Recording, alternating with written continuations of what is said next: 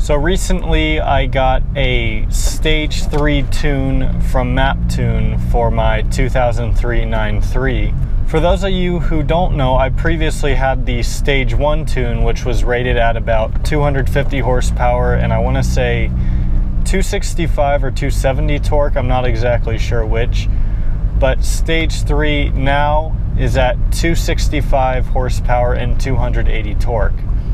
So you might think that that really doesn't make much of a difference, but the guy who tuned my car, and myself too, believe that it makes a substantial difference. And when he first told me that, I'm like, really? You know, it's only 15 horsepower. Does it really make the car behave that much differently? When I got Stage 1, I only had the colder spark plugs installed. The car was completely stock outside of that, and I wanted to get Stage 3. And from MapTune, this Stage 3 is more of an aggressive Stage 2. That's how I like to put it, because MapTune for this car actually goes up to Stage 5 or 6, believe it or not. So it's not really a true Stage 3, it's more of an aggressive Stage 2. So with Stage 3, I pretty much have all the modifications that I need to have to the car in order for Stage 3 to work correctly.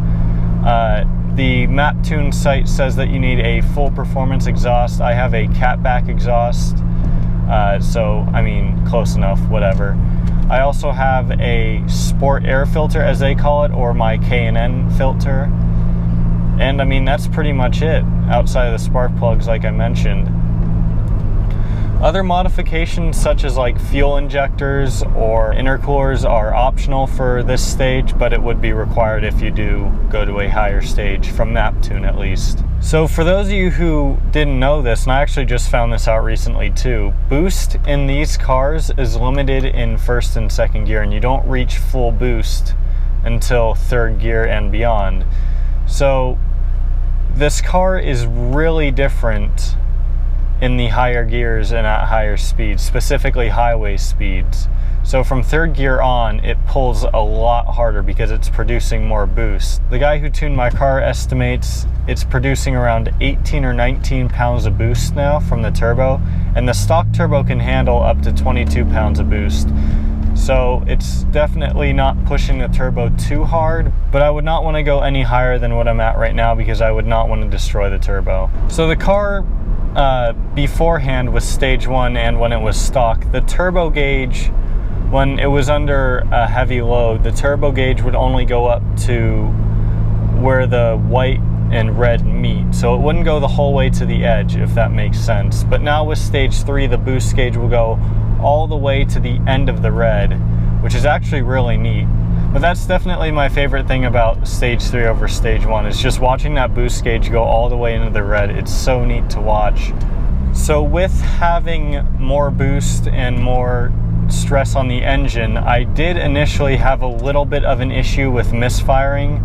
I didn't really pinpoint what coil it was exactly, but I swapped two of them out and it fixed the issue. So it would only misfire under a heavy load. So I just swapped two of the coils out, like I said, and that fixed that issue. But if you do get this tune, definitely be prepared to do something like that, because these coils might not be able to take the additional power and stress. But outside of that slight misfiring issue that I temporarily had, the car has been running absolutely perfect in the past 2 weeks. It's been about 2 weeks or so since I got the tune. So like I said, I'll do a pull right here, do a U-turn here. It's not much different from lower speeds.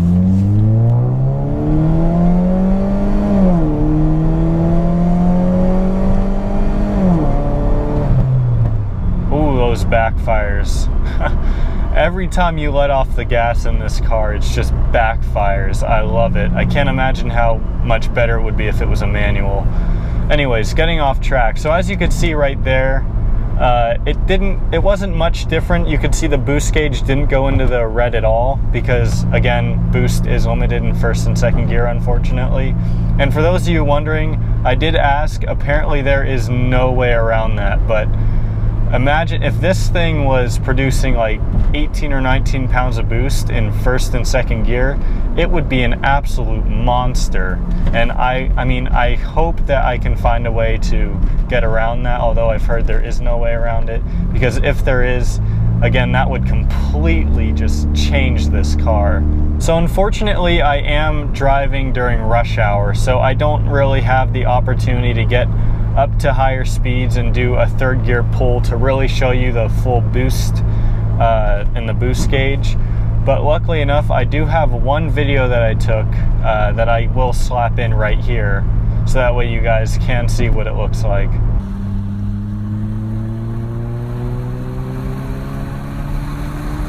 But that's pretty much going to wrap up this video. I just wanted to go over a little bit more in depth about the tune because I got a few questions about it when I asked if you guys wanted me to make a video on it. So I thought I would just explain a few things about it and just kind of go more in detail about it and what exactly is different about it versus stage 1 and even stock. So overall, does it feel quicker? Yes, I'd have to say, especially at higher speeds. At lower speeds, maybe a little bit, although not a significant difference for sure. If you guys do know of a way to get rid of the boost limitations in first and second gear, definitely let me know down below in the comments, because that would be absolutely absurd. I don't think it's done through a Tech 2 or the ECU or whatever. I don't think you can do it through that, but I don't know how else you would do it besides maybe just taking a shit on your boost control valve, but I don't really want to tamper with that at all. So at this point, I'm just ranting. I hope you guys enjoyed this stage 3 video, and yes, that 15 horsepower definitely makes a substantial difference, especially on the highway. Let me know if you have any questions down below in the comments. I'll be sure to answer all of them to the best of my knowledge, and I'll see you all next video. Where do I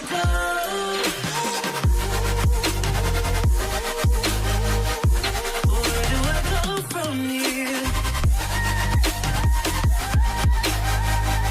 Where do I go?